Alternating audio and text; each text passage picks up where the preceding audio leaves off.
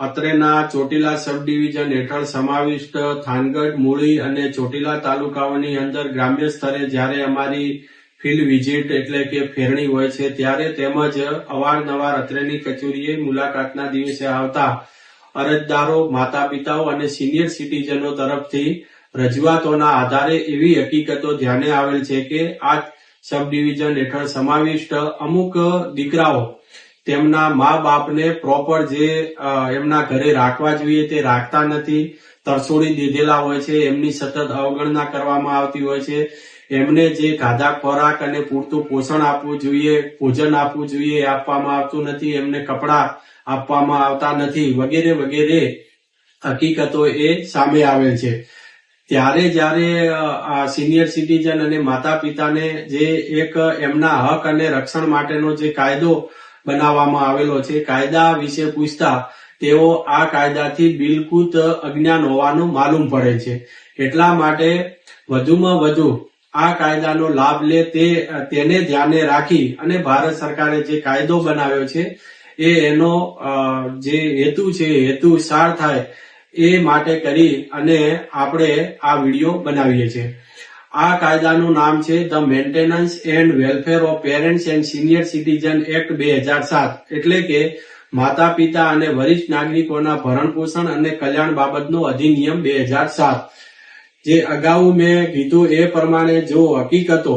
અને જો દીકરાઓ તરફથી જે મા બાપને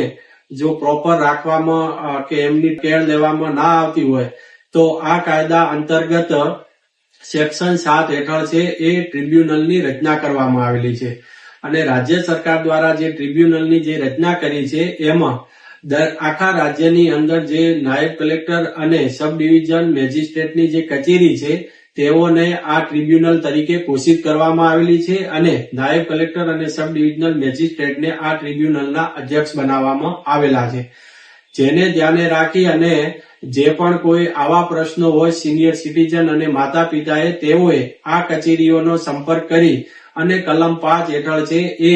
ભરણ પોષણ મેળવવા માટેની અરજી કરવાની હોય છે અને અરજી કર્યા બાદ એમનો કેસ છે કેસ રજીસ્ટરે લઈ અને કેસ ચલાવી અને તેઓને સેક્શન 9 હેઠળનો એક ઓર્ડર કરવામાં આવે છે અને જેમાં મંથલી એલાઉન્સ આપવામાં આવે છે અને એ મંથલી એલાઉન્સ એટલે કે મંથલી જે ભથ્થું છે માસિક ભથ્થું એની અંદર એમને ખાધા ખોરાકી એટલે કે ભરણ પોષણ, એમના કપડા માટે અને એમને તબીબી સારવાર માટેનો ખર્ચો વગેરે તમામ બાબતોનો સમાવેશ કરવામાં આવે છે। આ હુકમ મુજબ જો તેમના દીકરાઓ પાલન ન કરે તો તેઓને તાત્કાલિક એની અરજી કરવાની હોય છે નાયબ કલેક્ટરને અને અરજીને ધ્યાને રાખી અને તાત્કાલિક વોરંટ ઇસ્યુ કરવામાં આવે છે અને જે મહિના માટે ભરણ પોષણ આપવામાં ન આવ્યું હોય એ મહિના પૂરતા એઓને જેલમાં પણ મોકલવામાં આવતા હોય છે। જેથી આ કાયદો છે એ કાયદો ખૂબ જ માતા પિતા અને સિનિયર સિટીઝનોના એમના કલ્યાણને ધ્યાનમાં રાખી અને એમને પાછળની જિંદગી છે એ સુખીથી અને શાંતિથી જીવી શકે તેને ધ્યાનમાં રાખી અને આ કલ્યાણકારી છે કાયદો બનાવવામાં આવેલો છે। જેથી આ કાયદાની અજ્ઞાનતાના લીધે ઘણા બધા મા બાપને તેઓના દીકરાઓ તરછોડતા હોય છે અને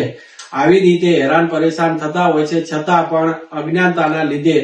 આનો લાભ લઈ શકતા નથી। જેથી કરી અને આ ચોટીલા સબ ડિવિઝનની હેઠળ સમાવિષ્ટ જે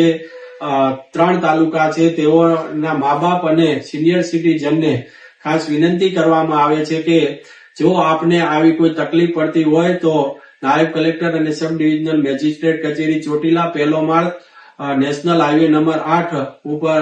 જે કચેરી આવેલી છે ત્યાં આવી અને આપ સેક્શન 5 હેઠળ અરજી કરો છો જેથી આપને પૂરેપૂરો ન્યાય મળશે।